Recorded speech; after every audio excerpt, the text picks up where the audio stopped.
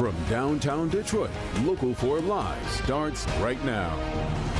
Good morning, everybody. Thank you for joining us here on Local 4 Live. I'm Nick Monticelli. Good morning to everyone watching on Click on Detroit, Local 4 Plus, streaming on YouTube, all the digital spaces, and even those of you listening to us on the go, thanks to our Click on Detroit app. There are so many conversations coming up in the next 2 hours, starting in Macomb County, where there is a push to make Metro Detroit an even larger hub for defense contractors.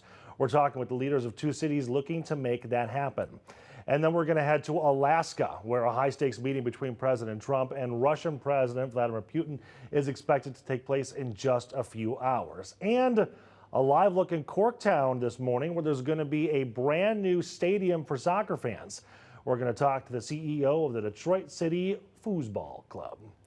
That leads us to our question of the day here. What are you most excited about with this new DCFC Stadium Alumnify Field? I want to get your answers and tell me what you like and maybe what you don't like.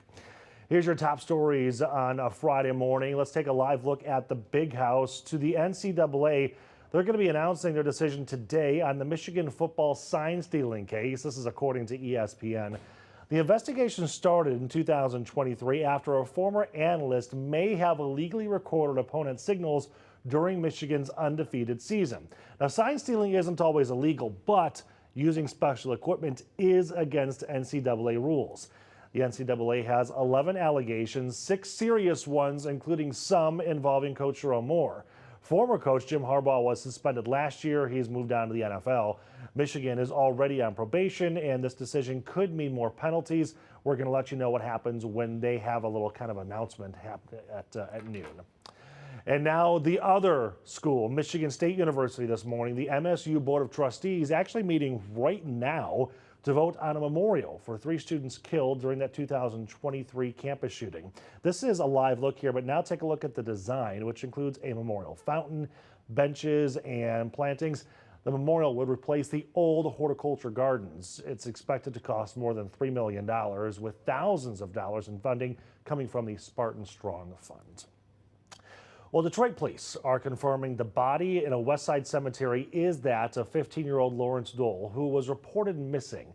Police are now treating his death as a homicide. Family members were searching for Lawrence near the same area just last Thursday. Now, in less than 30 minutes, a judge will also be hearing evidence against DeAndre Booker, the man accused of killing his ex-girlfriend Ashley Elkin in Macomb County. Even though Ashley's body hasn't been found, last week her mom testified and prosecutors shared blood evidence from Booker's apartment and his worrying internet searches. We're going to keep you updated as that case unfolds. And after the hearing, a judge will decide if there is enough evidence to move that case forward. And also today, a judge will decide if there's enough evidence to move the case of former Warren police officer James Burke forward. Burke is charged with manslaughter after driving 100 miles per hour without lights and sirens, crashing into a white Durango, killing Juan Pettis and Cedric Hayden instantly. He is also facing a lawsuit from the victims' families. The judge will review the testimony and make a decision later on this morning. Well, the Woodward Dream Cruise is back this weekend, celebrating 30 years of car culture, and the Oakland County Sheriff will be using new high-tech cameras with artificial intelligence that can track vehicles and people along Woodward, where over 40,000 classic and custom cars will be shown off. But that's not all. The cops have drones, helicopters, canine units, motorcycles, horses, bikes. They're going to be walking around as well. A command center in Royal Oak is going to watch everything live. More than 1 million people are expected to be at that Dream Cruise. All of the cameras allow us to see things in real time and have situational awareness. And if we see something developing, then it can be communicated very quickly and we can get resources there, whatever resource is needed.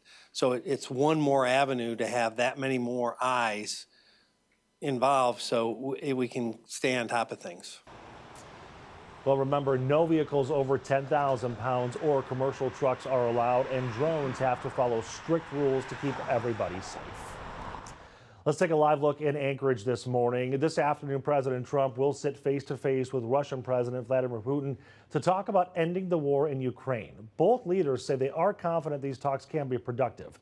This comes as Russian attacks on Ukraine have picked up in recent weeks. Before meeting Putin, the president had a virtual chat with Ukrainian President Vladimir Zelensky and other EU leaders. The president made it clear any territorial issues will only be decided by President Zelensky. Well, as we mentioned at the top of our show, there is a plan in the works to make Metro Detroit a hub for defense, advanced manufacturing, and security innovation. The cities of Sterling Heights and Warren, they've teamed up. They're launching a national search for a new Defense Industry Economic Development Advisor. It's a mouthful, but it actually means something. That person will be tasked with expanding the area's defense footprint. Right now, Sterling Heights and Warren represent $4 billion in the defense corridor, home to companies like TACOM and Ground Vehicle Systems Center, and many contractors, manufacturers, engineers. If you drive down up and down Mound or Van Dyke, sometimes you see some of those. Maybe you're lucky enough to see a tank hanging out outside. Maybe, just maybe. To talk about what all this means and why they're going through this, we have the mayors of both cities here, Mayor Mike Taylor from Sterling Heights and Lori Stone from Warren. Thank you so much for coming in. First of all, what the heck is this job supposed to be? Because it's a very long title. So what's the goal here? What are we doing? Yeah, so we have collaboratively worked because our communities and this region are connected around a defense corridor. Yeah. It's significant for good paying jobs and innovation in our communities. And so we forged the Arsenal Alliance. Mm-hmm. This is about investing in innovation and maintaining the relevance and the importance of what is here.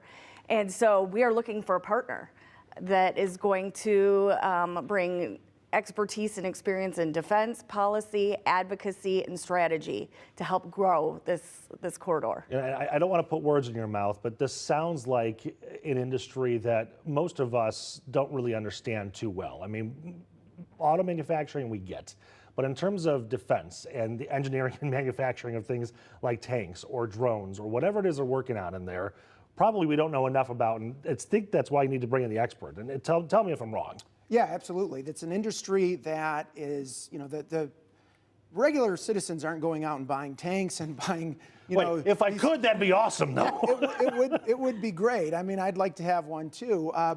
So we need somebody who has the expertise in the industry, that knows the trends, the things that are coming out of Washington, D.C., what's going to be happening with our defense spending over the next 1 year, 3 years, 10 years. Somebody who can position the Macomb County defense industry so we can continue to attract new defense contractors and protect what we have and grow and maintain as well. So we know that Sterling Heights and Warren are two of the 4 biggest cities in the state of Michigan, and they account for something like 65% of the defense assets in the state of Michigan. So what we're trying to do is partner together, get a group in, whether it's an individual or an organization, that can provide support to the contractors that we have here, help new contractors that want to get off the ground and compete for defense contracts, and provide the support that those companies need in a very fluid system with everything that's happening in Washington, D.C. and around the world. I don't think many people realize, you mentioned 65%, comes out of really just your 2 cities and some other surrounding there. But again, when you look at the Van Dyke Mound corridor between Sterling Heights and Warren, there's so much there that people don't realize. And I gave 2 examples, but can you kind of run through the list of things that are actually happening in that area? Oh, there's countless. I mean, but you just have to remember back to your history classes in school that we are the arsenal of democracy and we are forging the future, and we have to adapt and keep up with what's coming next. So whether it's Oshkosh or General Dynamics, BAE, and of course Warren has the Arsenal and TACOM. Right. I'm sure Mayor Stone has been in these facilities, and there are places they won't take us because we don't have the clearance. But how do you get the clearance? If the mayor can't get the clearance, how do you get this? Very carefully. I don't know. That's a great question. But they're doing incredible things with their land systems. But we know that we need to expand beyond just land systems. So General Dynamics Land System, great company doing incredible work, high tech. The systems that they're creating for our fighting men and women across the world are incredible. But we know we need to expand into aerospace. We need to be looking into what's drones and what's happening in space. So to stay on the cutting edge, the cities know that our contractors need somebody with the horsepower and the knowledge of the industry to help protect what we're doing here. So that's what this alliance is all about. What is it about Macomb County, Warren, Sterling Heights specifically, but I have also seen some aerospace up in Shelby Township. I know there's some growth in Macomb and Chesterfield and Washington as well. What is it about that we seem to attract so many defense contractors? It's our manufacturing base. We have a skill that's universally applicable, and we have talented, skilled trade people. And regardless of whether it's automotive or defense, our manufacturing is there and can be applied. So you're saying if I can build a Ram, I can build a tank? Absolutely. Or next generation AI land conveyance. Right, right. Now, in terms of economic impact, I know it's a very big deal and very big for tax revenue as well. I'm sure there's some federal numbers that kind of change things a little bit here, but you're looking to grow, but I'm also assuming there's a portion of this that wants to at least maintain what we have and make sure it doesn't go away. Absolutely. Yeah, like I said, we do about 65% of the defense, have about 65% of the defense assets throughout the state of Michigan. We need to make sure we can protect that. Yeah. Because as I said, things are changing in Washington, D.C. The way that we're going to be fighting over the next 5 to 25 years is going to be different than the way we did before. And so making sure that our companies are able to adapt to that, to compete for the contracts that are coming out of D.C., that's a major component of this as well. Yeah, okay, we're going to take a short 90-second break. Producer Mary says I have to do it. I don't like doing it. When we come back, I want to talk more about the opportunities here and maybe some opportunities to kind of move some of that auto manufacturing into this world too. So we'll be right back.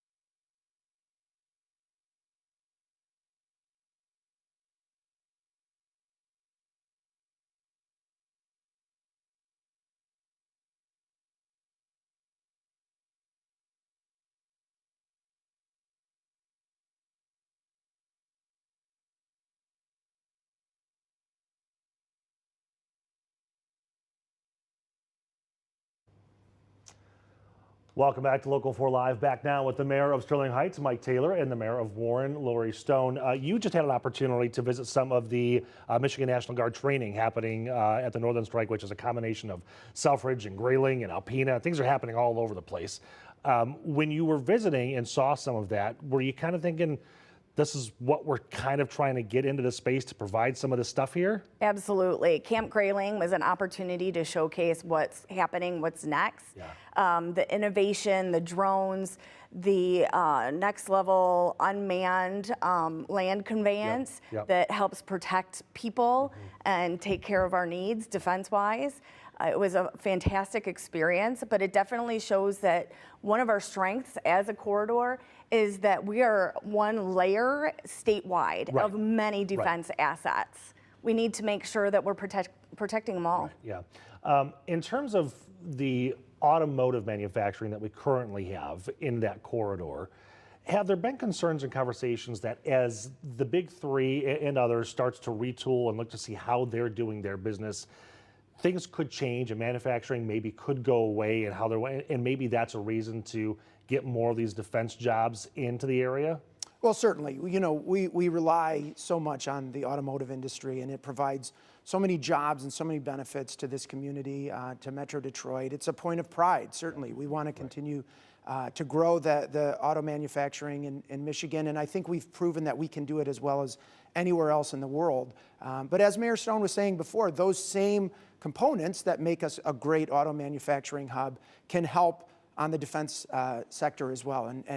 And there's no reason that we can't be as County Executive Mark Hackle says, the defense capital of the world here in Macomb County. So, so they're two very complementary industries, and I think you're seeing that's why Macomb County and Sterling Heights and Warren are so strong both in automotive manufacturing and in defense. Do you think that the announcement of the expansion at Selfridge also lends itself to not only the area, but also the talent that we have in this area? Oh, 100%. Absolutely. Yeah. Yeah, we have to capture it and keep it here. And it's something that we can repurpose in many different ways. We have to remember as automotive evolves that OEMs need to be repurposed and maintain those jobs, and we want to keep them here. I'm always concerned about those tier 3 and tier 2 suppliers. Like, how are they doing with major changes? Maybe they can start making tank parts too.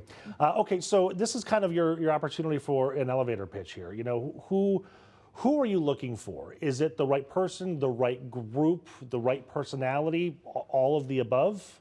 Yeah, all of the above. You know, I think we're both open to different types of proposals, whether it's from an individual who can build out a staff or an existing organization that already has the staff that can come in and do this. But I think the pitch is that you're going to have the opportunity to work directly with two local governments that are 100% committed to growing the defense industry in our cities, protecting the businesses that we have here, maintaining the contracts that we have, and growing this beyond what it is now. So I think it's a great opportunity. It's sort of unique. I don't think there's a lot of other organizations like this throughout the country. That's what caught my eye. I'm like, they're looking to do what now? Yeah, so I think it gives somebody or gives an organization a unique opportunity to position as a leader in the defense sector here to really be responsible for helping grow our defense base. Yeah. So now the information has been posted on both of your websites in terms of how to submit the proposals, and I think it closes in mid-September, if I'm not mistaken. Any idea on how long the actual job will last, or is that something that be kind of revisited every once in a while? Well, we've made a 3-year commitment hard with the opportunity for expanding and extending that. Okay, so 3 years off the bat, and then likely, hopefully, we extend it further? yeah, we've already built in at least 2 one-year extensions on that. So I'm not saying this is a trial or even a pilot program. I think we know that this is going to work and we know we need it. But we're starting off small and saying we're going to commit to this for at least 3 to 5 years. And hopefully this is a permanent fixture that continues to produce dividends for our communities. I'm just curious that in terms of paying these folks, is it a 50-50 split? Are you sharing the burden here? Absolutely. We both come to the table. We both will benefit. Yep. Okay. 50-50. We'll hold that to you. Even though they're still a little bit bigger than us. Okay. We will continue to be. We'll see about that. Mayor Taylor, Mayor Stone, thank you so much for your time. Really appreciate you helping us understand what all this means. Okay, it is your time to get your ducks in a row. Coming up, we're going to head up north for a festival that is the perfect place to waddle over and, Mary, the producer, have a quacktastic time.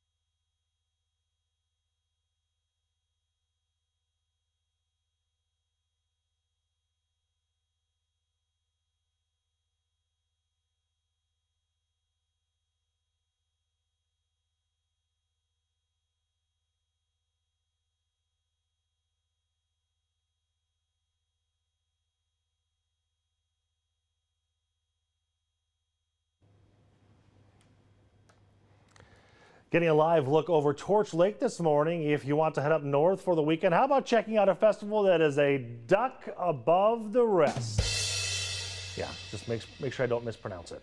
We'll just drive 4 hours north of downtown Detroit to Bel Air, Michigan for a quacktastic time for the entire family. This is the annual Rubber Ducky Festival.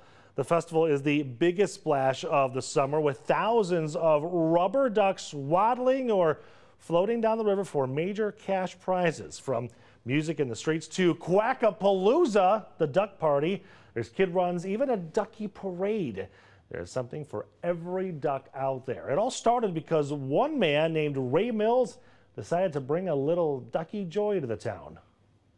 38 years ago, there was a gentleman in town who just had some fun idea of putting some ducks in the river and doing a little race. And all of a sudden, it has become this big major festival. So I don't think it was planned out. I think it was just a fun thing to start out with, and it's become a tradition in our town. I think one of the funnest parts that first comes to my mind is that we've had years where there's been torrential downpours. And I'm on my way to the parade, and I was like, oh, there's not going to be anybody there. No one's going to come out. And I'm going to tell you, everybody is still there. Everybody is still there, rain or shine, complete downpours. It does not scare anybody away. That's just how much it means to everybody to be there. That's right, you can't keep a good duck down. The dropping of the ducks, as you saw in the video there, is happening at 4 o'clock tomorrow. And tonight, get this, is the Big Duck Dash. The ducks are bigger, they're even decorated. Here's Brian with your forecast, AB. Now, forewarned weather with Exact Track 4D. And good Friday morning, everybody. After lots of sunshine throughout our Thursday, we are going to keep that sunshine around through the end of the week on Friday and into the start of the weekend. But we're also going to heat things up as well, back into the 90s by Saturday afternoon. But then thunderstorms return to the forecast by the time we get to the end of the upcoming weekend. Tower cam from Windsor looking across the river into downtown Detroit. Sunshine and a little bit of high cloud cover sticking around early this morning.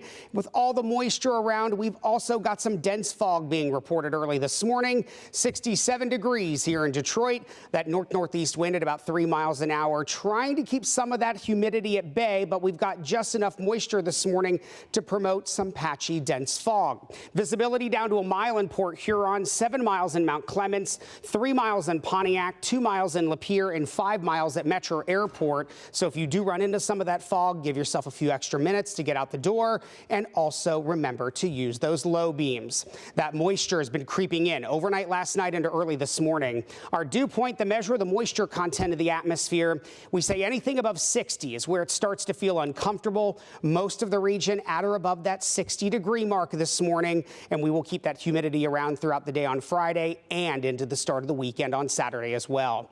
High pressure well off to the north and east over Canada controlling the forecast. A few showers or an isolated thunderstorm overnight between Minneapolis down towards Chicago over portions of Wisconsin as well. While we stay dry today, our thunderstorm chances move in by the end of the weekend. A few of those could arrive late Saturday night and maybe on the stronger side as well. Storm Prediction Center has placed the Great Lakes all the way back into the Midwestern United States here under a level 1 risk, marginal risk for severe weather. This does include our northwestern communities, so Genesee, northwestern Lapeer, northwestern Oakland, Livingston, and northwestern Washtenaw counties in green. We may see a few stronger thunderstorms late Saturday night, but I really think those thunderstorm chances hold off until Sunday, and then we get a break early next week on Monday with another round moving in by the time we get to Tuesday.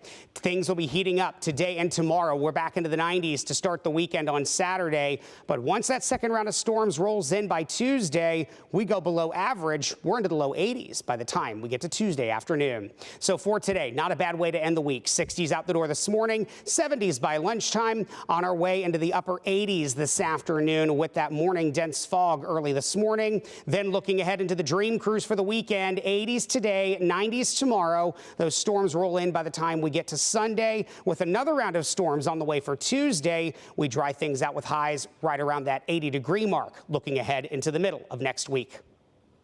All right, Brian, thank you. So we're going to go on the TV side here in just a moment with a Local 4 News update. And then at 8:30, we're going to talk to the CEO and co-founder of the Detroit City Football Club. His thoughts about this new stadium, the Le Rouge, right here in Stadium.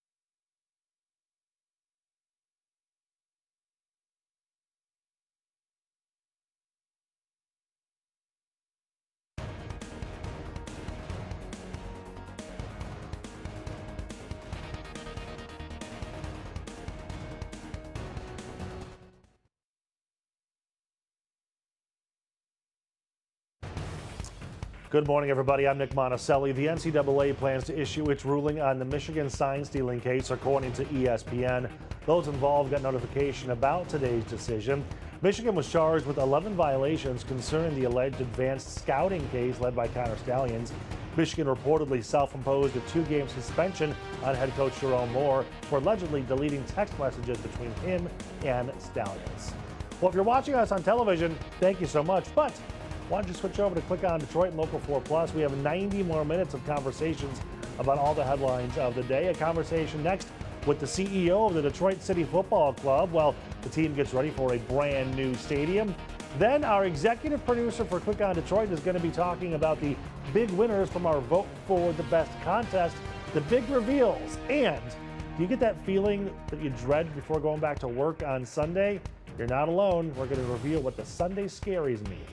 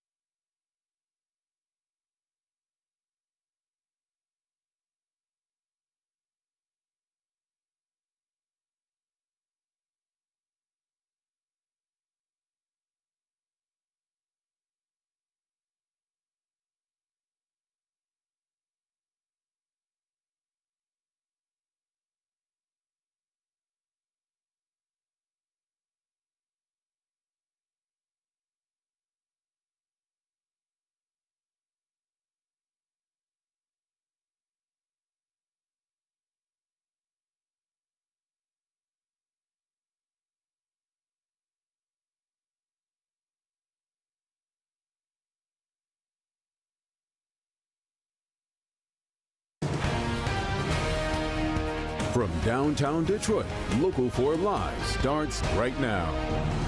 Welcome back to Local 4 Live. Summer is winding down. Fall is just around the corner, so it's time to plan that last vacation before school starts. Let's take a live look in Saugatuck this morning, where 2 amazing bed and breakfasts just scored big in USA Today's Reader's Choice Awards. The Judson Heath Colonial Inn, with its rustic charm and great amenities, took 3rd place.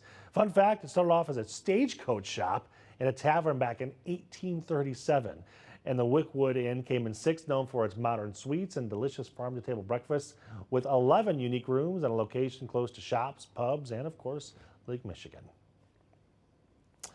Okay, a live look at Corktown this morning, and in just a couple of years, it could be baseball and football season, but soccer is at the top of mind for many Detroiters. That's because the DCFC, Detroit City Football Club, they're about to kick off a brand new era here. Take a look at this newly unveiled stadium.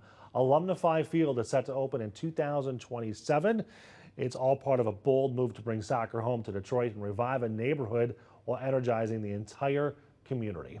Joining me now to talk about that, Sean Mann, the CEO and co-founder of the DCFC. Sean, thanks again. You're a regular guest on the show at this point. First of all, It must have been incredibly exciting for you to unveil not just the name of the stadium, but what it's going to look like.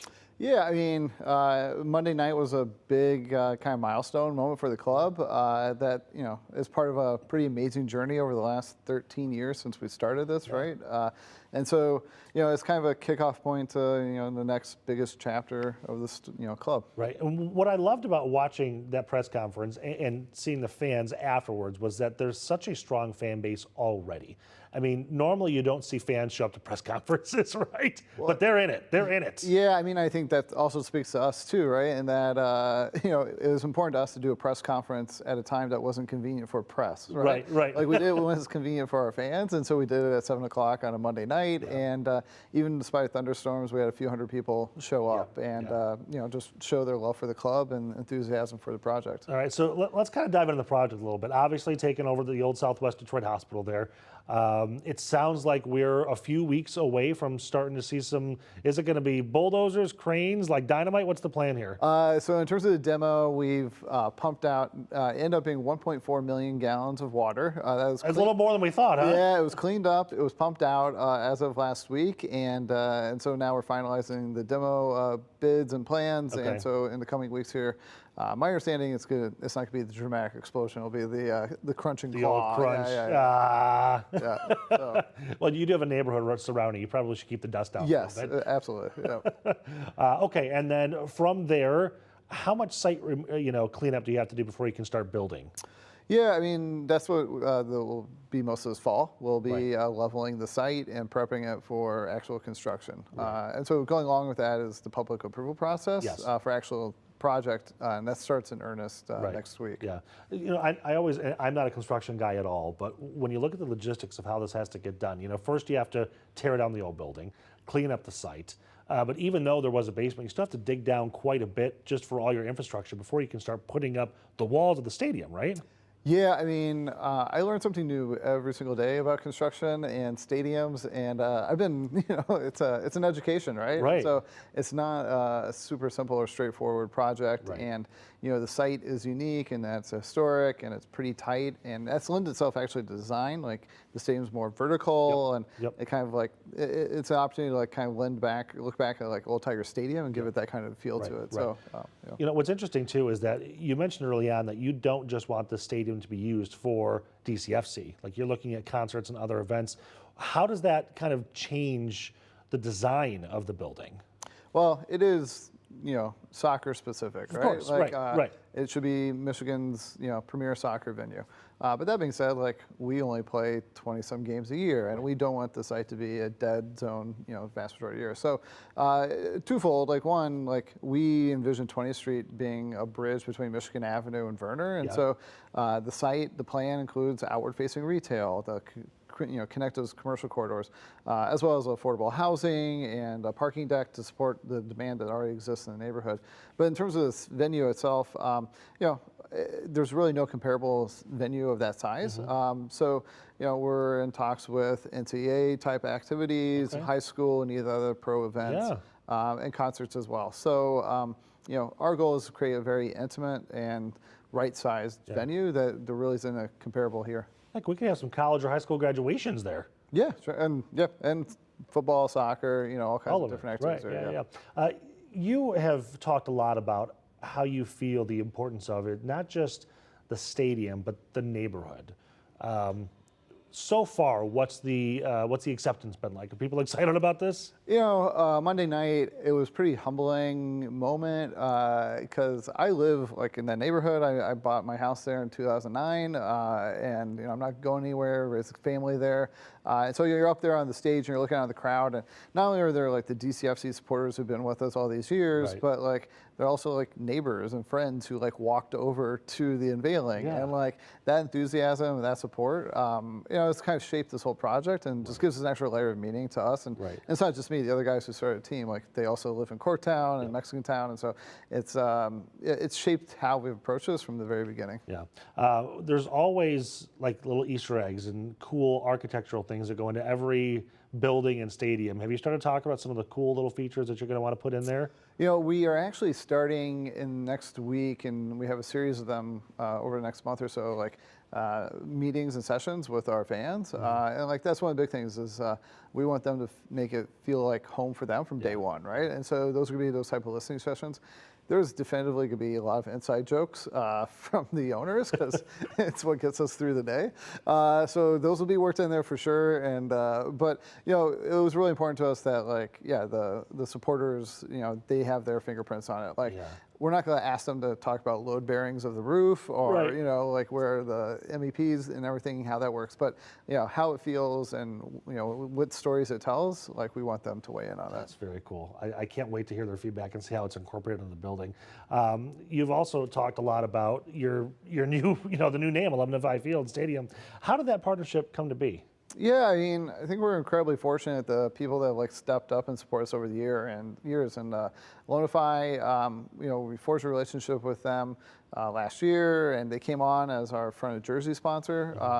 And then obviously there was conversation around the stadium, and you know, they're a growing brand, growing here in Southeast Michigan, and you know, they saw the value, and we have shared values, and they saw what we were doing and the impact this was having on the city, and so you know, I think it was a no-brainer for both parties. Yeah.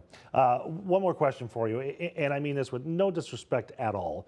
We have seen over the course of Detroit's history so many big, grand plans for things, and a lot of times the projects just don't come to fruition. We don't see it. Yeah. Are we past that point now, or are we still at a point where we're still trying to get secure some of that last-minute funding here? I mean, as Detroit residents, we are very sensitive to grand reveals and you know and those posters that at development sites never materialize. Like, Right. They're still up, some of them. Yeah, so it weighs heavily on us that we've always been reluctant to speak about things unless we were confident that we're going to pull them off. And so there's still value engineering to be done, and we still have a public approval process that our final financing is going to be contingent on. So we spend every waking moment making sure that like that rendering is as close to what people are going to walk into in 2027. Yeah. But there's at this point, like, this is happening. Oh yeah, we're one way or another, we're willing this into existence. There's just no turning back. Whether brick by brick Sean builds it himself, it's going to happen. Yeah, no, I mean, but we are in earnest starting the public approval process next week with the neighborhood advisory committee, and that's an important project. Any effort in Detroit is getting that feedback from local residents. Right. So I think that's obviously going to have an impact. You don't want to be a mammoth that just shows up in the neighborhood. No, and I mean, I think thankfully, you're already there. I know a lot of the people who are stepping up and volunteering, for better or worse. They've been my neighbors for 20 years. But it's great. No, and that's gonna have a final impact on how the stadium fits into a neighborhood and even some of the design components. So, but this is kind of our guiding star, and this is what everyone's shooting for. All right, DCFC 2027. Can't wait. Sean, thanks very much. Good to see you again. Yep. Thank you so much. We're going to come back here in 90 seconds with a look at your headlines across the country, plus a live look in Austin right now where the redistricting fight is getting hotter. That's next.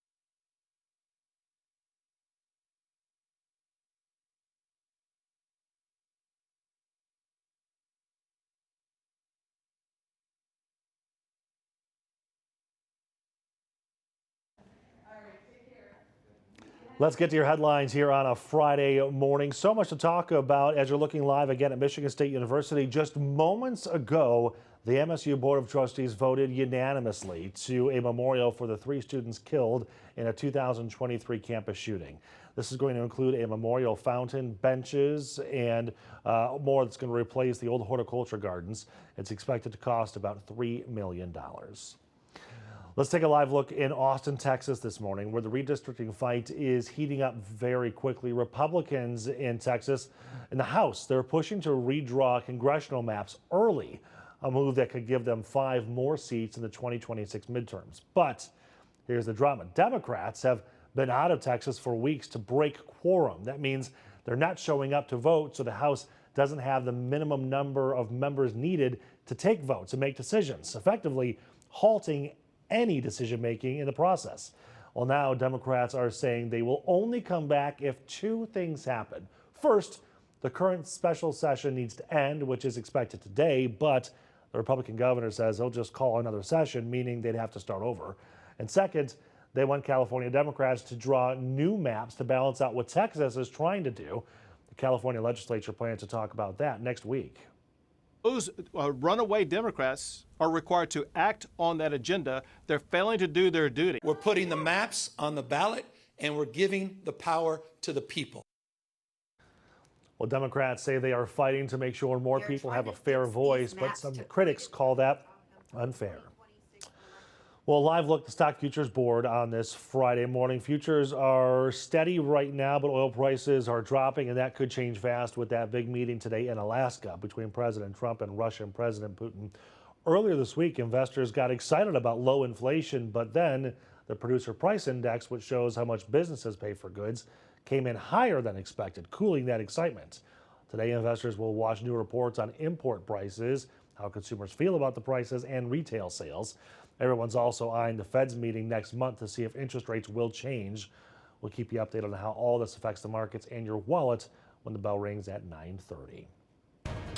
Well, she's older than the internet and saw 12 different presidents. A live look in Marquette this morning. Next, we're going to take you to a meeting. I should say you're going to get to meet the real OG of Lake Superior.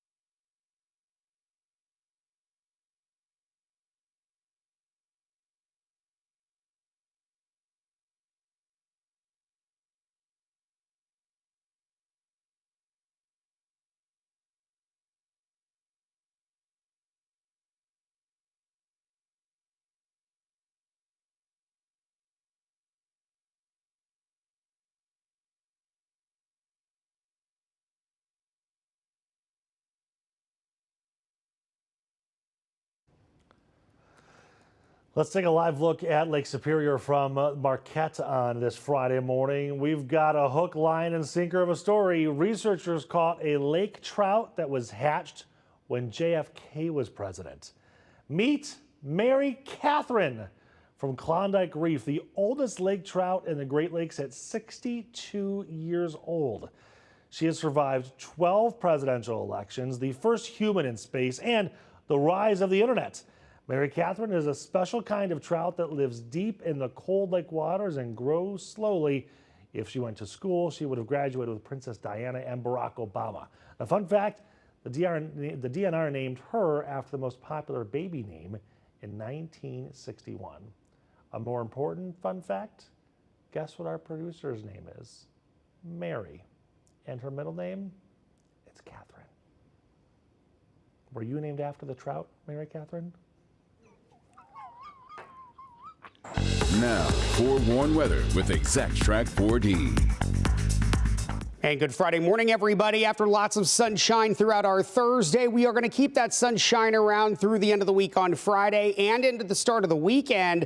But we're also going to heat things up as well, back into the 90s by Saturday afternoon. But then thunderstorms return to the forecast by the time we get to the end of the upcoming weekend. Tower cam from Windsor looking across the river into downtown Detroit. Sunshine and a little bit of high cloud cover sticking around early this morning. With all the moisture around, we've also got some dense fog being reported early this morning. 67 degrees here in Detroit. That northeast wind at about 3 miles an hour, trying to keep some of that humidity at bay, but we've got just enough moisture this morning to promote some patchy dense fog. Visibility down to 1 mile in Port Huron, 7 miles in Mount Clemens, 3 miles in Pontiac, 2 miles in Lapeer, and 5 miles at Metro Airport. So if you do run into some of that fog, give yourself a few extra minutes to get out the door, and also remember to use those low beams.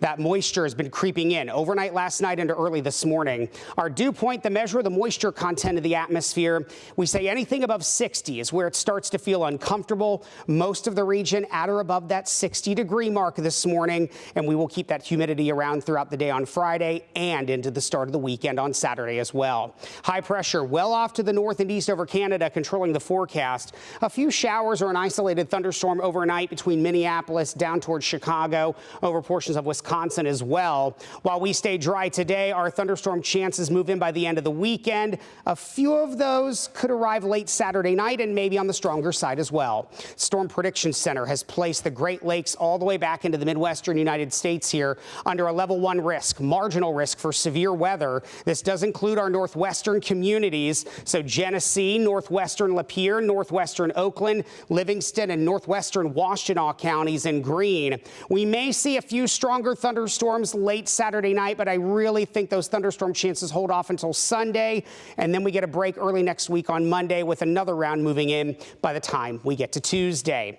Things will be heating up today and tomorrow. We're back into the 90s to start the weekend on Saturday, but once that second round of storms rolls in by Tuesday, we go below average. We're into the low 80s by the time we get to Tuesday afternoon. So for today, not a bad way to end the week. 60s out the door this morning, 70s by lunchtime, on our way into the upper 80s this afternoon with that morning dense fog early this morning. Then looking ahead into the Dream Cruise for the weekend, 80s today, 90s tomorrow. Those storms roll in by the time we get to Sunday with another round of storms on the way for Tuesday. We dry things out with highs right around that 80-degree mark looking ahead into the middle of next week.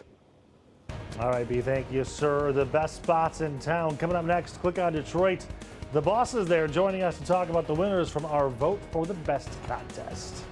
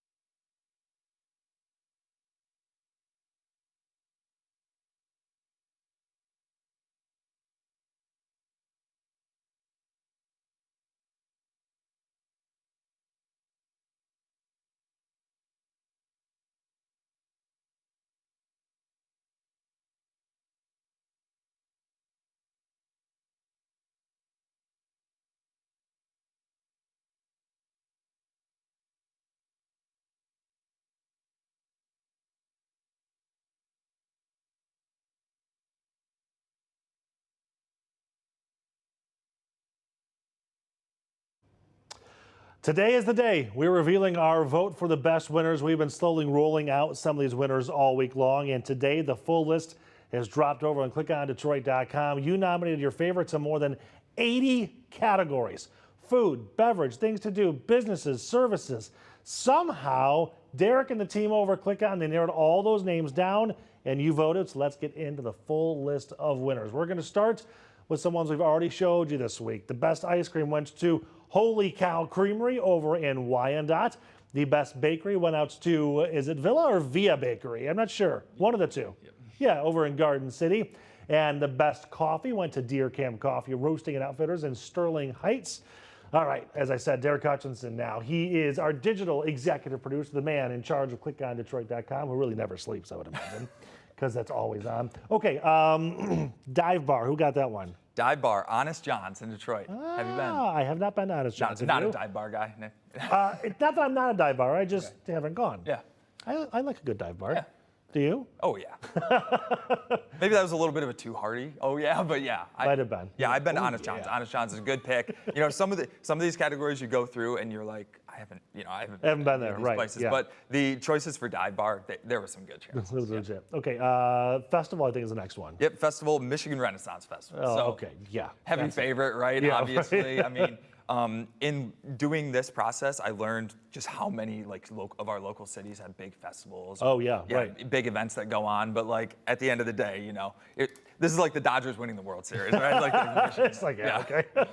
Okay, Coney Dog. This was a big one, right? Because there are literally 17,000 Conies. Yeah, literally. There's so many different Coney Islands, like all these different branches. But at the end, you know, it came down to the big two, and National took it home. National took it. Yep. Okay, so then what about so that was favorite Coney Dog. What about favorite Coney Island? Coney Island went to Leo's. Oh, it did? Yeah. Okay. Yeah. So I guess there's an important distinction there. People like the Coney Dogs at National, but the best Coney Island is Leo's. So. Okay, Italian food, Da Francesco's. Oh, the Ristorante. Personal in favorite of Shelby yours. Township. I've been there multiple times. Yes, that is a good one. And then Steakhouse. Steakhouse was Mr. Paul's Chop House in Roseville. Okay. Yeah. That's a good choice too. Yeah. Any surprises on the list? Honestly, there were some surprises. You know, like pizza. It wasn't. Detroit-style pizza being Buddy's was not a surprise, but Green Lantern winning the regular pizza was a little bit of a surprise. Oh, for me. yeah, okay. I mean, Green Lantern is obviously very good, but right. you know, you think of like Supino or like some of the single branch places in Detroit, and you think that maybe they would have, you know, had the backing to win, but you know, it's all viewer. This is all viewer voting. So what the viewers want out of the finalists, the viewers is the ones that win. Yeah. Right. Speaking of it, not to put you on the spot, but do you know like how many votes came in? Yes. Yeah, we had 93,000 votes this year. 93,000? Yep. Is that a record? Total. Well, so this year we did this a little bit differently. Okay. In the past, you could vote once per hour. Oh, okay. This year we did vote once per day. So it was a little bit of a different denominator there. So in terms of total votes, we were a little bit lower, but in terms of like the quality of engagement, I think it was a better user experience. And not only that, but I think you get more honest reaction too, and you get a better, because you know, you could have your friend go on and say, I need you to vote every hour for the next 3 days. And all they have to do is refresh, theoretically, every hour. Yeah. Right. So don't give it away. Sure, yeah. Well, this time it felt like a little bit better of a sample. So, yeah. You know, what's interesting too is that, you know, we obviously take this as a big deal because it's one of our things, but I have seen so many vote for the best winner stickers on businesses. Oh, yeah. I think it means a lot to them. Oh, for sure. I've walked into places and seen vote for the best 2019 finalist, you know, like, and the stickers all frayed and yellow. But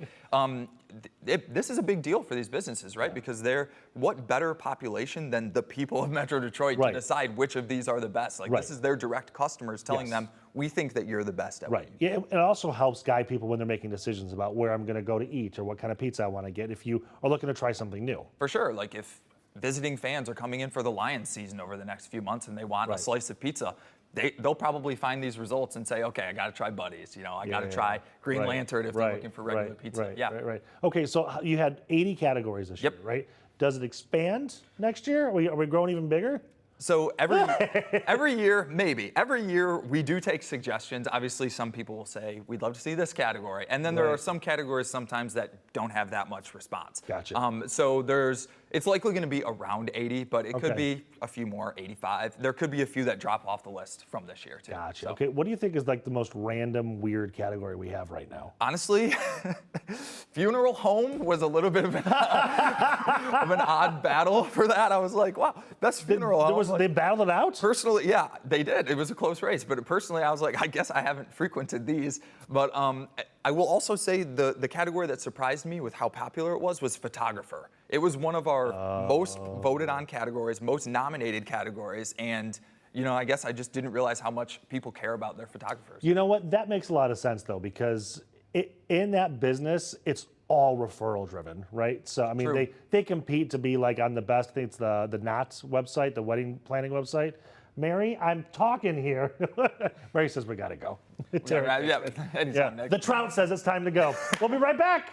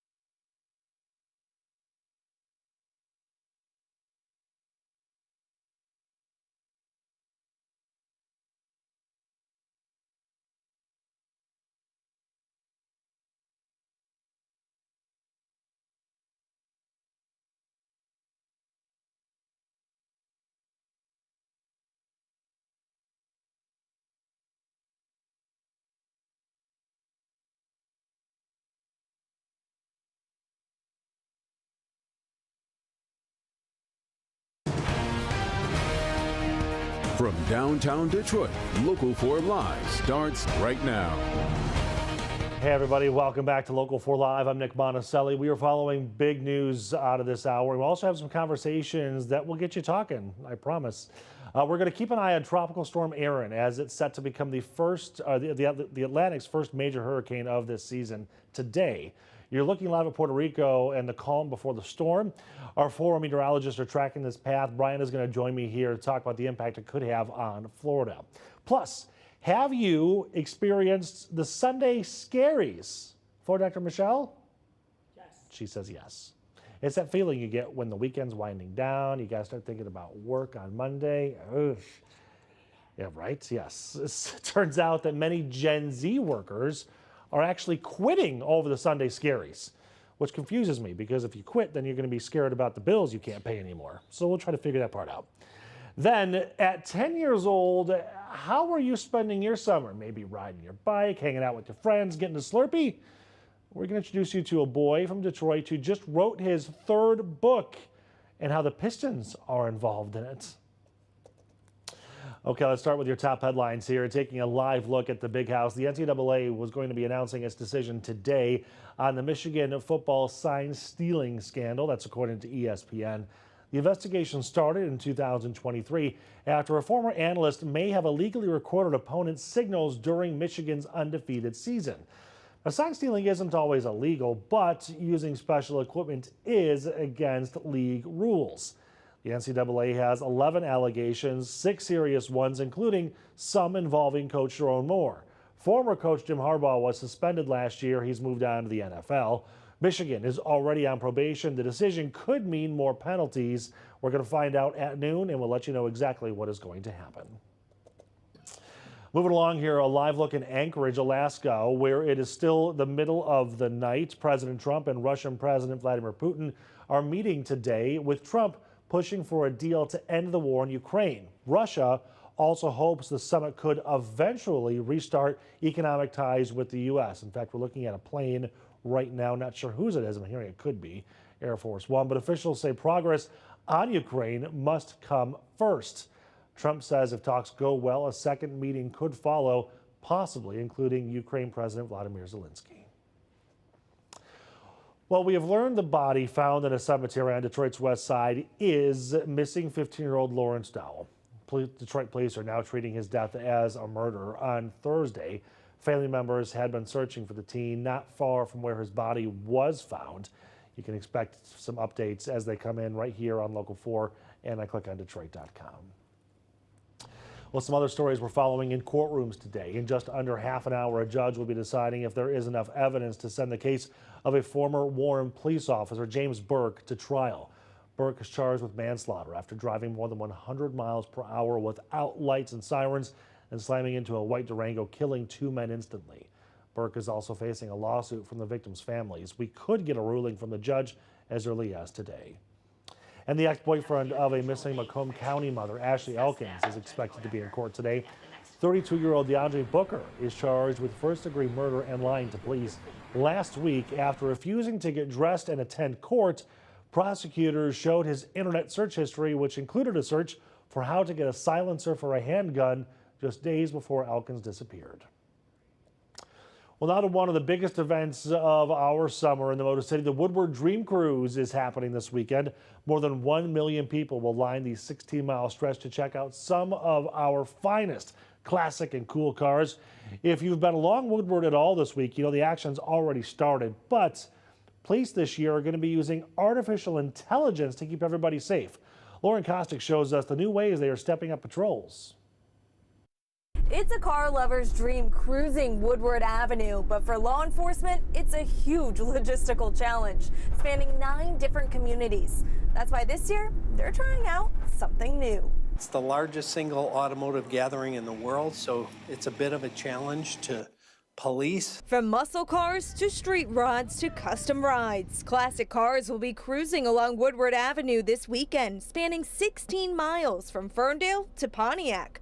Law enforcement agencies across Oakland County are expecting 1 million people and over 40,000 cruisers. There'll be drones, there'll be helicopters, there'll be dogs, cars, motorcycles, horses, bikes, pedestrian patrols.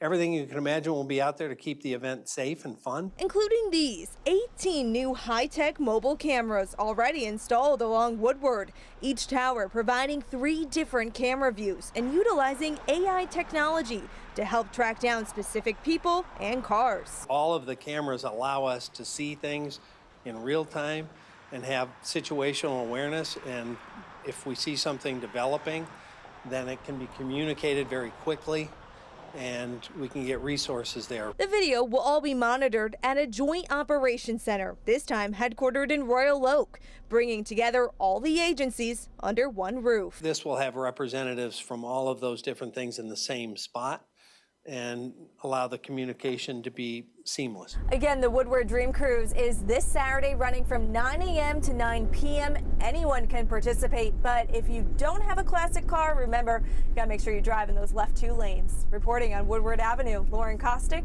Local 4. All right, Lauren, thank you so much. Well, imagine it's 5 o'clock, Sunday night.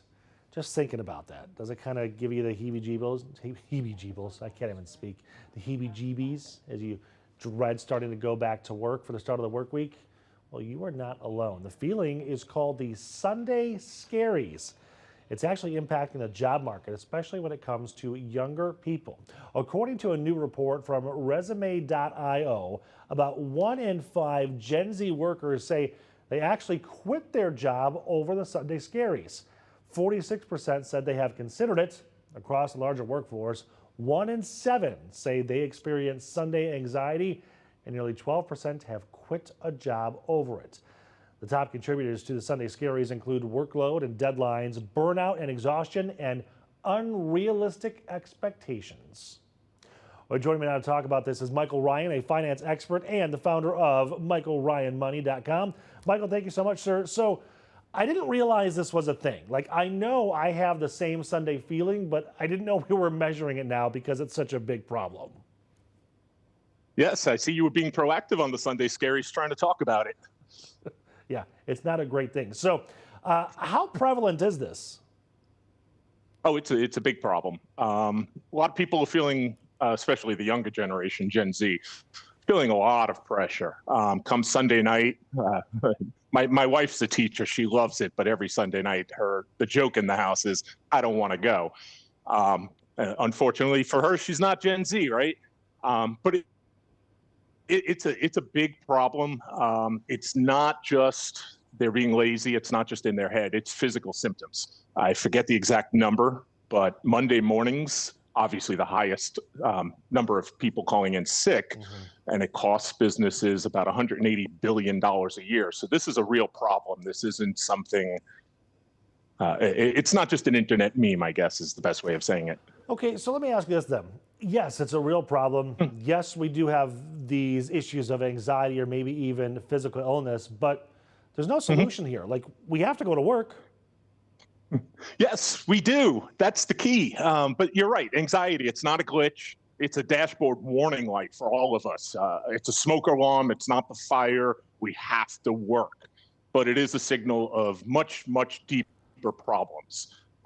Sunday's basically like your financial weather report. All week, you've got your head down, you're distracted. But Sunday, you start thinking about the upcoming week. And along with that, you start thinking about your credit card bills, your rent, your student loans, your wages, the stresses of work, the projects. And it's not just physical, it's mental. Anxiety, the sick days, you feel it in your body as well. The question is, do you hate your job, or the job's just not getting you where you want to be, which, as you said, we all need to have that job. Right, which there's lots of different ways. Because then you've got, you know, we're looking at the numbers here. I think it's 46% have considered quitting. Some actually do quit their jobs. But then wouldn't that lead to more anxiety, more problems when I can't pay the bills? Yeah, it's a spiral, isn't it? And that's a big problem. The number one thing, the number one solution to that, of the core problem, is think of it like credit card interest. It's invisible at first, but obviously it compounds over time. So you're not happy now. It's only going to compound and get worse. You think a pay raise is the solution. It's actually more of the ransom. So obviously getting a job that you enjoy, you look forward to, you're helping people as opposed to for the paycheck. That's number one. Number two, and this is probably a big part of it, it's survival math. Studies show if you're making $50,000 a year, you don't think you're comfortable till 150. If you make $200,000 a year, you don't think you're comfortable till 400,000. So at what point is a pay raise going to get you out of this? How do you get out of it? People use the term emergency fund. I hate that because it's such a negative connotation, but to me, it's an opportunity fund. Putting, even if it's $25 a week, whatever you can, as that accumulates, you start to break out of that being forced, whether you're saving for a job, whether you're saving for a new home, or you wish you can get out of your job. If you have a month or two of savings, you might feel a little bit less trapped at that job. And if it's okay, I'll share a quick story with you. A client of mine, she couldn't wait to retire. Literally, she had the calendar, counted down the days, and the day she hit the day that she could retire, you know what she did? She didn't. She didn't retire. Yeah, she didn't. She worked another 2.5 years, and she came in the office, and I said, Bonnie, you've never looked happier. What's going on? And she said, because I don't have to go to work. It's that simple. I no longer feel like I have to go to work. Therefore, work became enjoyable for her. She knew, hey, you bother me, a toxic boss comes in, walk out the I'm door. out of here. Yeah, so that stress just came right off her shoulders, and it was unbelievable to watch. Honestly, it taught me a Michael, lot. we are running out of time, but I did want to ask you one more question here. Not to age myself here, but for a long time, I used to think that Gen Zers were a lazier generation. I have come to now appreciate that there might be a work ethic challenge there, but their generation does a much better job of work-life balance than you and I do. Yes, they do. Which we should appreciate. Which then lends itself to, I think it's mainly on our employers to recognize that sometimes these issues are caused by them, these unrealistic expectations and the workloads and the deadlines. I think you're going to lose people if you don't start treating people like people. Yeah, one thing people don't remember is you can't out-budget burnout. It's going to catch up to you, and your nervous system, if it's overdrawn, so will your budget eventually. So going back to your point about the employers. Well, I'll tell you what, my parents, Michael, they I'm grew gonna cut up. you off just for a second. Hold that thought. We've got to take a very short break, and we're going to pick this right back up in 90 seconds.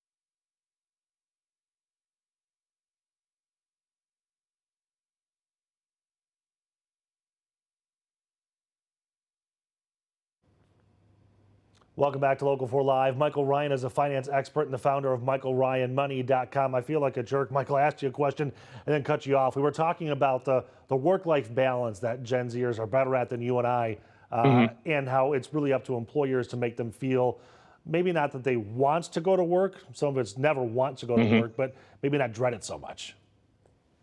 Yeah. One thing that I've always told clients is stop running a race where someone else is setting the finish line. That to me is pretty important when it comes to the work-life balance. But as we were saying earlier before the commercial break, is our parents grew up in a different generation. They were taught, go get a job, be loyal for 30, 40 years. You'll get your gold watch, you'll get your pension and health insurance. The younger generation have seen the changes that have happened economically. They've seen it does not exist anymore, right? Actually, some of my friends that I'm most jealous of, they went into the police force when they were 22 years old. A friend of mine got his law degree, decided he wanted to be a cop. He's been retired 2 years.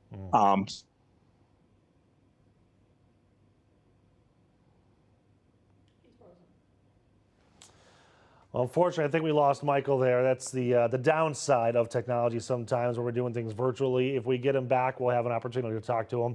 But in the meantime, we are going to move things along here. After our commercial break, we're going to talk about our weather. It sounds like things are going to be heating up a little bit. And Brian Sherman is going to join me live here in the studio to talk about the hurricanes that are coming. Hurricane Aaron on the horizon and what that means for Florida.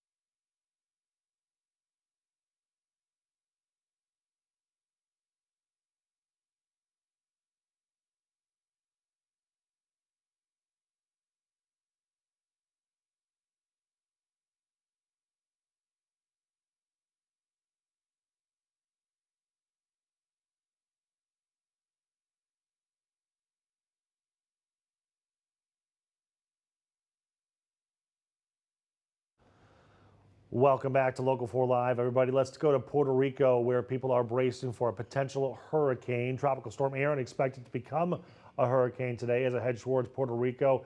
The Leeward Islands and the Virgin Islands, parts of Florida, could also feel some of the impacts next week. Former meteorologist Brian Sherman is here now to help us track this and understand this. You've been looking at this for quite some time now, and it sounds like NOAA maybe took a step back on this, but it's still potential. It's got the potential for some real impact here. Oh yeah, especially going north of the Leeward Islands toward Puerto Rico. It's going to become a major hurricane. The data is set on that.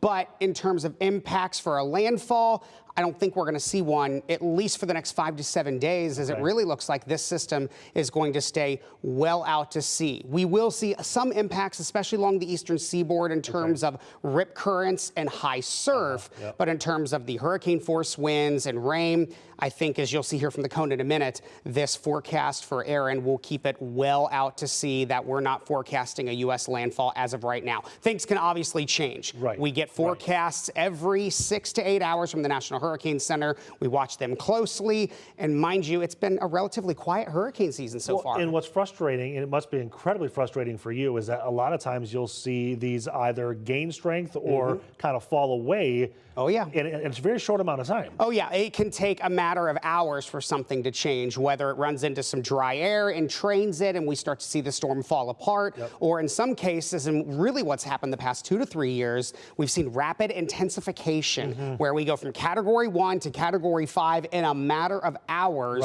just because the warm waters of the Gulf of Mexico and the Atlantic, the lack of wind shear, which is what really tears apart the storms and everything. And we're watching something else now in addition to Aaron that will have an impact on the U.S. as we go through the weekend. So let's talk about that here. Hurricane season 2025 in full swing. Here's what we're watching over portions of the Gulf of Mexico. National Hurricane Center now putting out this morning, they're watching an area of low pressure off the U.S. and Mexican coast there in that orange circle for the potential of a very quick development sometime today. They're putting it at a 50% chance, a medium chance of development within the next 48 hours and the next 7 days. We're looking at some of the data for this one. This could become a very weak tropical depression before it makes landfall sometime late this afternoon into this evening, bringing heavy rain from Corpus Christi down into portions of Mexico. The bigger story with this is Tropical Storm Aaron. As of the 8 a.m. intermediate advisory this morning, still holding with maximum sustained winds of 70 miles an hour, moving to the west-northwest at about 15 to 17 miles an hour. You can see the satellite imagery there showing that it is starting to get its act together a little more, showing some signs of strengthening. We are expecting Aaron to become a hurricane sometime this afternoon into early this evening, and you can see the track here continuing to strengthen as we head into the weekend. That center of circulation will pass north of the Leeward Islands, north of Puerto Rico as we head into the weekend, but it's not far off. So we may see some sort of tropical storm watch or warning come out this weekend, but this is not going to be a direct landfall to Puerto Rico from Aaron as we head into the weekend, strengthening there into a Category 3, which is defined as a major hurricane as we get late in the weekend, early next week. Aaron still forecast to continue to strengthen into a Category 4 hurricane by the time we get into early next week, before curving off to the north and northeast as a Category 3 hurricane by the time we get to Wednesday. And then some of the data beyond this shows that it would stay far enough out to sea. It would be more of a Bermuda problem, but we would still see some of the effects of rip currents all along the eastern seaboard heading into early next week.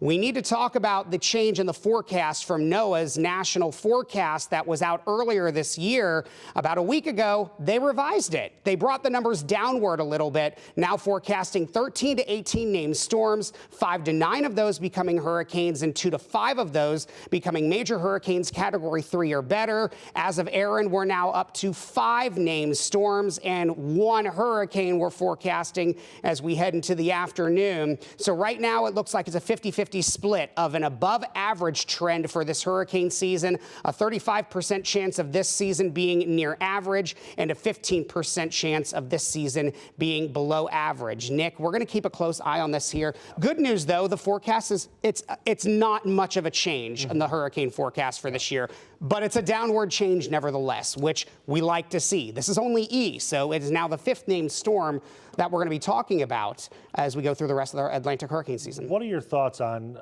why they took it down a notch and why they're not predicting as many? So we've seen a lot of Saharan dust show up. That's the dust that comes off Africa, makes its way across the Atlantic. That inhibits any kind of development for tropical systems. We've seen quite a bit of that. And normally we don't hit the peak of hurricane season until sometime late August, September, into early to mid-October. So we could see the season ramp up very quickly.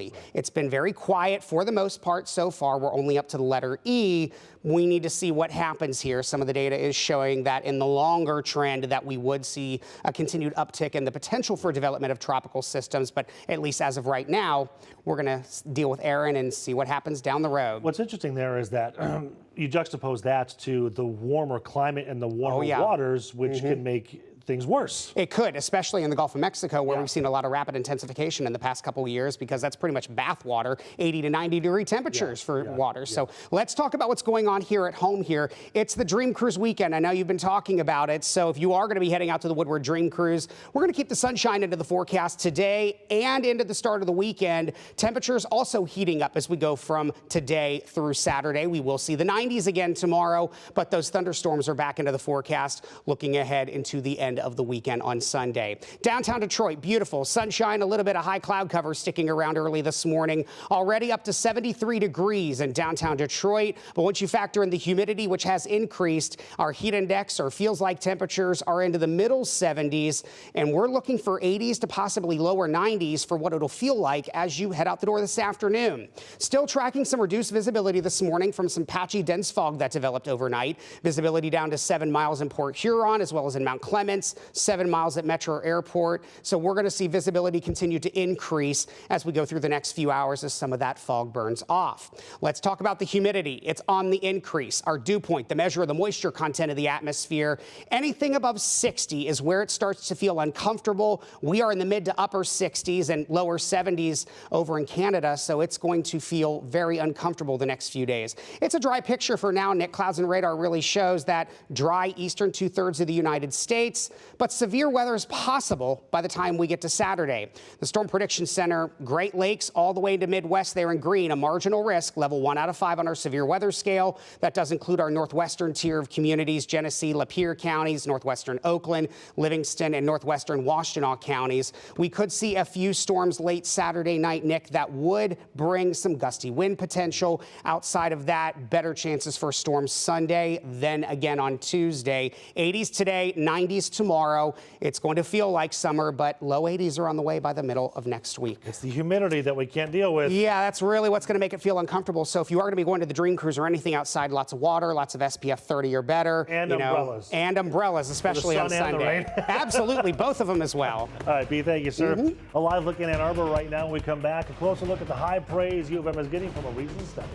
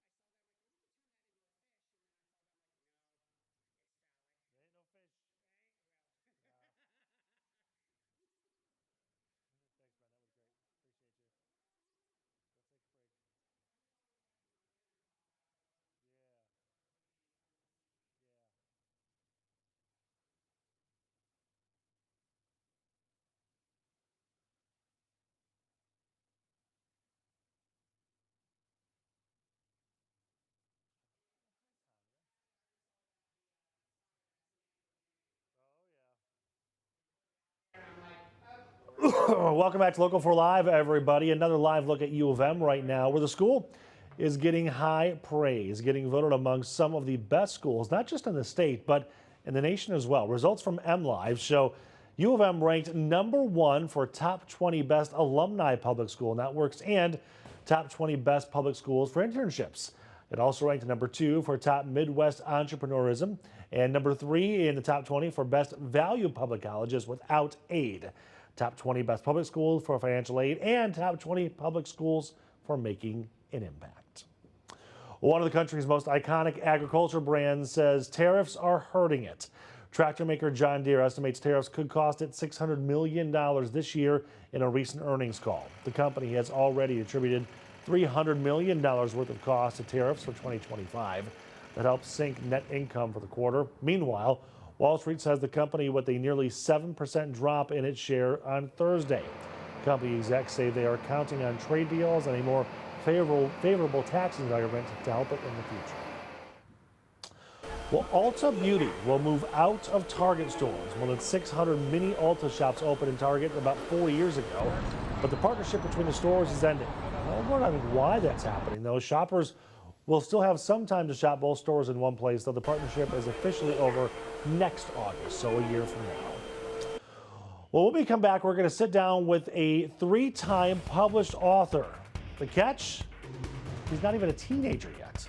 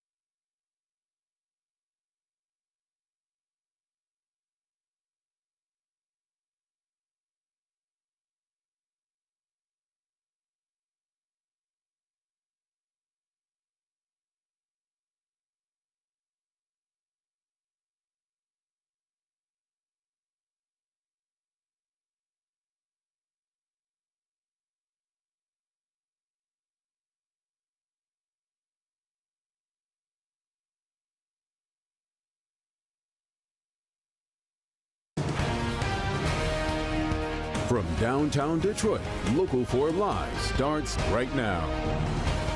Welcome back to Local 4 Live, everybody. I'm Nick Monticelli. Thank you so much for watching. I have to ask you, what were you doing when you were 10 years old? Were you playing outside, watching TV? I know it wasn't writing and publishing not 1, not 2, but 3 books and collabing with the Detroit Pistons. That is what 10-year-old George A. Latham IV has been doing. He recently even made history, as I mentioned, by becoming the first child to collaborate with an NBA team, partnering with the Pistons for his latest book, I Can Work in Sports. George is also launching a student-led after-school book club this fall at his school, where he's going to help 1st through 3rd graders improve literacy, build confidence, and even write books on their own. So guess who just happened to find their way into Studio A here? We've got George himself as well as his momager, LaToya. I saw that in your email. I'm like, that is so cute. His momager.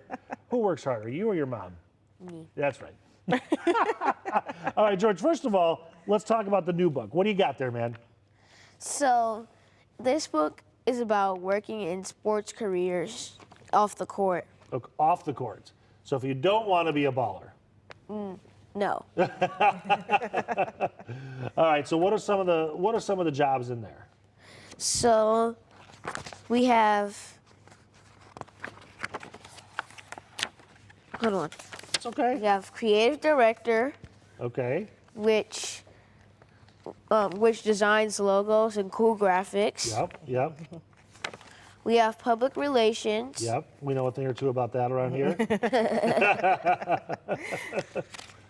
And then we also have retail marketing. Ah, okay. Those are just three of the many different titles. So how did this happen? You know, Mom and Jory, how did you get to work with the Pistons on a book like this? So, after I gained all the media attention for my second book in 2023, one of my mom's college friends, his name is Mr. Chris Economist. Okay. He reached out to my mom and asked if I wanted to do a collaboration with the Pistons. So, of course, I said yes. Of course you said yes. What? I don't think the Pistons have ever reached out to a 10-year-old for a job. Mom, how cool is this? It's been an experience. Yeah. And then, you know, that year, the Pistons, they didn't have a really good season, of course. That's So things were kind of going slow, but Yeah. it picked right up. So it was good to be in the midst of that and then watch them just overcome that as well. Yeah, so George, I'm assuming that you are a huge reader. You love to read, you love to write. How did all this start for you, man? So, when I was 5, my mom asked me how I wanted to make my own money. So she gave suggestions like the lemonade stand or to write a book. I chose to write a book because I love to read and I love to inspire others to read. Yeah. What was the first book about? The first book was about being anything you want to be as long as you work hard for it. Okay, and number 2, what was the second book? It's the same thing as the first book, but instead it's sports. And now this one's I Can Work in Sports. Yes. All the things that people do. I bet you there's a lot of kids who have no idea they could work at a sports team like the Pistons, but not play basketball. That's right. Mom, you must be incredibly proud I am. of what he's accomplishing at only 10 years old. Yes, very much. It's, like you said, 10 years old, what were we doing? We were outside playing. Right. You know, we probably were reading books, but we weren't ready to like write books, of course. Of course not. No, not at all. So the book is out there now. Are you excited? I mean, how cool is this? This is honestly very cool because I got to meet some of the players as well. Yeah. I got to talk to them. Interview them. Yeah. We did. He was mic'd up a couple of times at certain games. Yeah. So yeah, it's been really fun. You know the best part too? Can you show the camera the cover, the artwork there? I think they nailed your hair there. Oh yeah. Oh yeah. Our illustrator, yes, Darrell Jeffries. Did a great job. Okay, yes. so what's next then? I mean, we can't stop now. Well, the book club for sure. Yes, the book club. All right. So what are you doing after school now? What's this whole thing about? So I want to help inspire kids. I want to help them know that they can write their own book at any age, or at least to be whatever they want to be. And help them with literacy so they can read better too, Yeah. right? Yes. All right. What school do you go to? I go to Cornerstone Jefferson Douglas Academy. It's a mouthful in its own. All right. So are you excited for the new book club? I am. Yeah, and it's going to start like right away or a few weeks after school. How's it going to work? A few weeks after school. A few weeks. We got to get in school Yeah. first, right? Yes. Are you ready for back to school? No. You love to read, you love to write, but you don't love to go to school. No.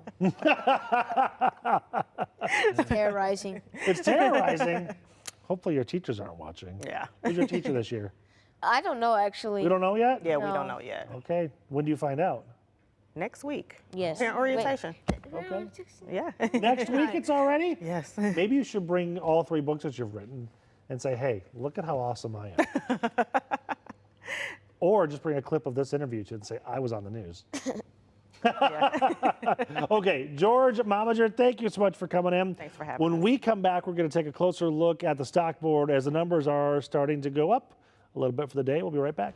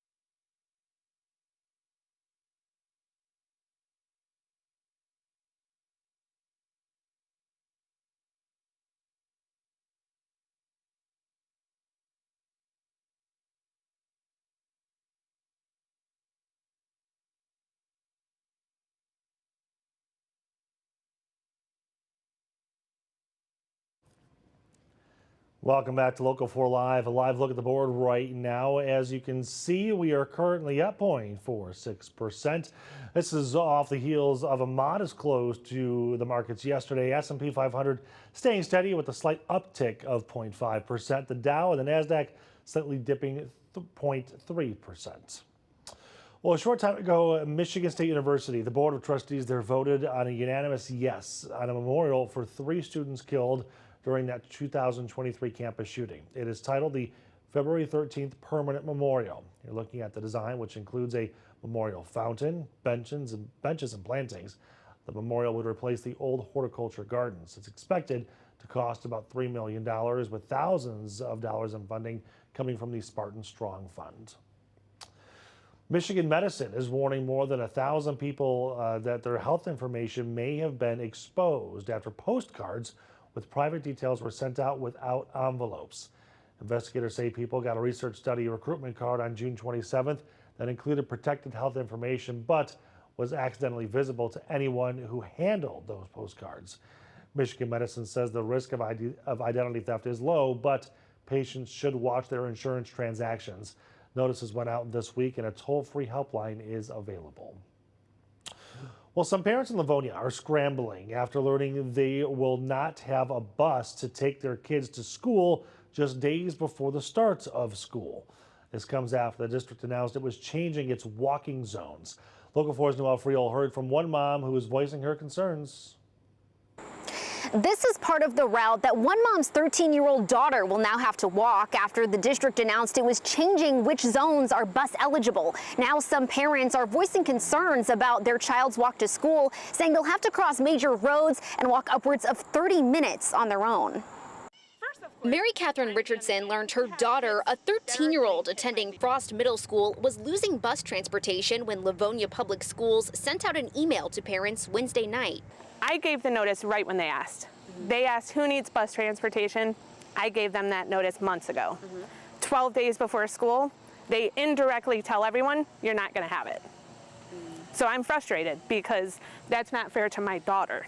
The email explains the district is updating its routing software, which will change some walking zones for students. The email warns some of the walking distances may be longer than what district policy suggests, stating, quote, in a few instances, the distance may slightly exceed the guideline, but only when supported by safe and reasonable walking paths. We drove the route Richardson's daughter will now have to walk. It's just a 5-minute drive, but a more than 30-minute walk. Another route, which runs along Schoolcraft Road, is more than 40 minutes. We have kids that are getting hit by vehicles, unfortunately, that are walking along streets. We've had it recently in the past few months. Those same streets they're having kids cross to get to school now. A district spokesperson said the district will work with families to help them find the safest route for their child. Any parents with concerns can request a review of their child's walking zone by contacting district offices. That district spokesperson also tells me that these changes will only be affecting less than 1% of bus riders and that some students will now be receiving bus transportation for the first time under these changes. We'll have the district's full response in this story at clickondetroit.com. Noelle Friel, Local 4. Noelle, thank you. Let's go to Texas now, where the state's redistricting standoff could come to a head today. Experts say state Republicans are trying to redraw maps early that could win their party 5 congressional seats in the midterms. However, State House Democrats are outside of Texas right now. They left to break quorum, but they gave 2 conditions for the return. One is the adjournment of a special session that's underway. The second condition is for California lawmakers to propose their own new maps to offset the changes happening in Texas. Well, a new study says vegetable prices are on the rise. Wholesale prices for fresh veggies soared by a record amount last month. Experts say the increases could be due to a number of factors, including weather-related disruptions, tariff impacts, and inflation. Wholesale prices rose 1.4% from June. That study was also led by a 38.9% surge in vegetable prices. That was the biggest month-to-month increase for fresh vegetables since March of 2022. Well, still ahead as we continue to enjoy the spoils of summer, it looks like we're going to get our first taste of fall sooner than expected.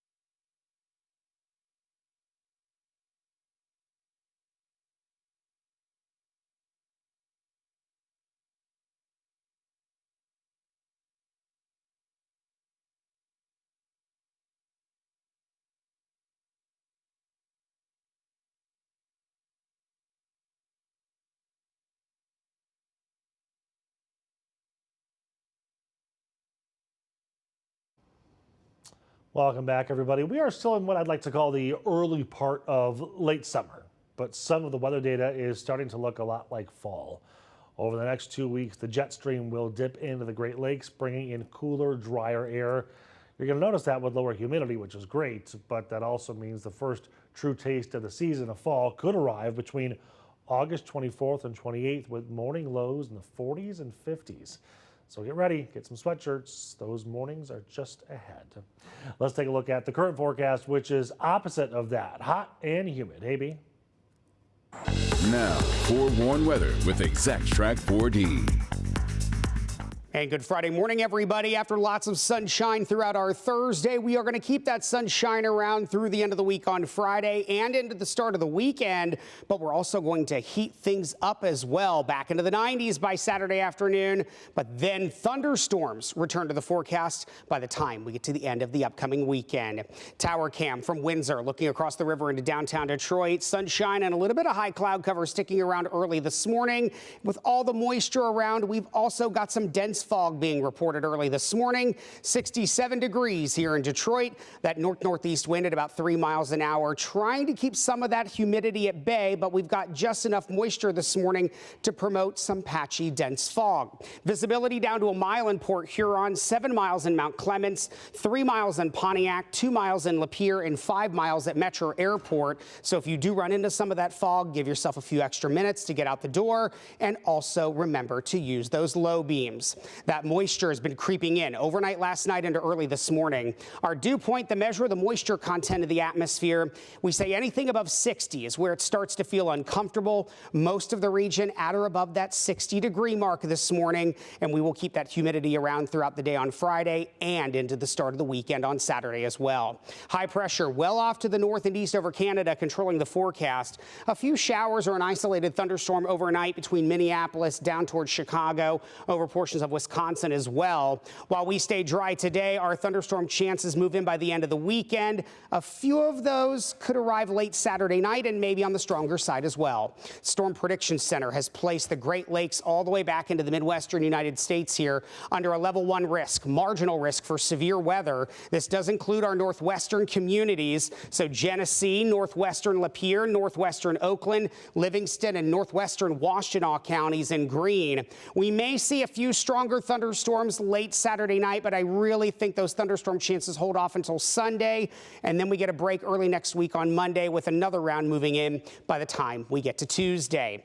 Things will be heating up today and tomorrow. We're back into the 90s to start the weekend on Saturday, but once that second round of storms rolls in by Tuesday, we go below average. We're into the low 80s by the time we get to Tuesday afternoon. So for today, not a bad way to end the week. 60s out the door this morning, 70s by lunchtime, on our way into the upper 80s this afternoon with that morning dense fog early this morning. Then looking ahead into the Dream Cruise for the weekend, 80s today, 90s tomorrow. Those storms roll in by the time we get to Sunday with another round of storms on the way for Tuesday. We dry things out with highs right around that 80-degree mark looking ahead into the middle of next week.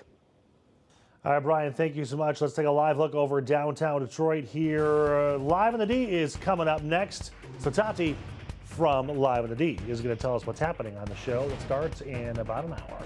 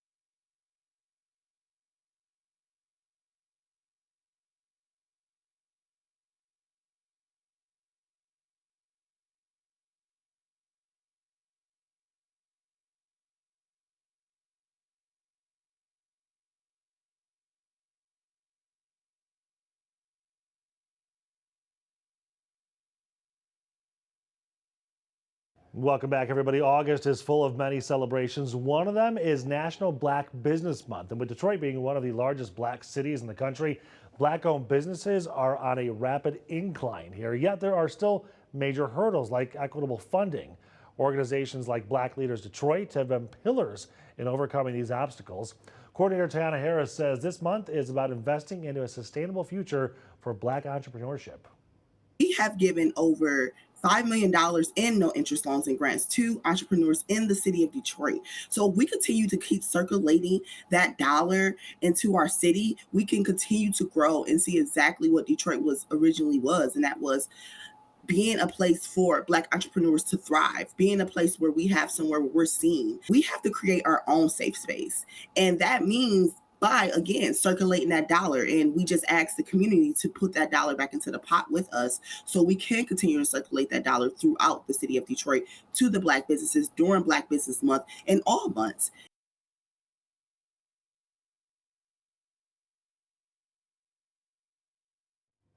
For more info about Black Leaders Detroit, visit the website on your screen and be sure to tune in to Local 4 Plus next week to catch some of your favorite Black-owned businesses that we're going to be spotlighting. All right, so much more to come here on Local 4 Plus and Local 4, including my favorite Tati, the only Tati that I know. The only Tati. From Live in the D. First of all, I got to be on your show yesterday. You did, and you had T-Barb and I cracking up. I was loving me some Red Robin fries, though. Red Robin, that's right. We thoroughly enjoyed your live shot. I meant to send you an email. That's how much we enjoyed your live shot. So how was Go For It yesterday? It was incredible. It was incredible. We had a slow start, which scared me. But then about 8 o'clock, things started picking up, and we took in shopping carts filled that makes me of so supplies. happy. That makes me so happy. And I'll tell you what, the backpack game. Yeah. There's some good ones out there. Really? The Moana one was my favorite, though. I had the corniest backpacks growing up. How about you? JanSport, regular. Yes. Nothing. Yes. Classic. Yes. Classic. Yes. Classic. And I had some friends who had the white one. I'm like, what are you doing with that? Like, it's going to get dirty now. In 2 seconds. Right? All right, what's on the show? So it's Friday, so that means it's time for Real Talk. Yes. Greg Russell is in the building. He's going to tell us what we should and what we shouldn't watch this weekend. He's very diplomatic, though. He lets you know this is for the kids. If you like silly comedies, this is for you. If you're a rom-com person, go with this option. So he will be here. We're also checking in with the Bucks. April Morton will be live out there giving us an update. And of course, we're going to have a Dine in the D to get you guys set up to figure out what do you want to eat this weekend. I love how you set us up for the weekend. We got the restaurants, you got the movies. We're good to go. We're good to go. We're good to go. And it's Friday. Happy Friday. So excited. I need a little time off here. Yeah. We were talking about, the areas that we can go visit in the area. You have had on Live in the D thousands of restaurants at this point, thousands of them, right? But there never seems to be a shortage. Like you could do a segment every single day for the next 5 years and still have enough places to go. Absolutely. And I have a laundry list of restaurants that I want to get on our Takeout Tuesday segment. Yes, right. Because takeout is, there's going out to eat and then there's takeout. There's levels to this, right? You know what's funny about takeout is some places are so much better when you eat in the restaurant versus takeout. Yes. Some places are better takeout versus the restaurant. At the restaurant, that's very true. That should be a whole segment. You're onto something. I can produce it. Tati, thank you so much. Live in the D starts in an hour and 3 minutes here on Local 4. Make it a great Friday, everybody.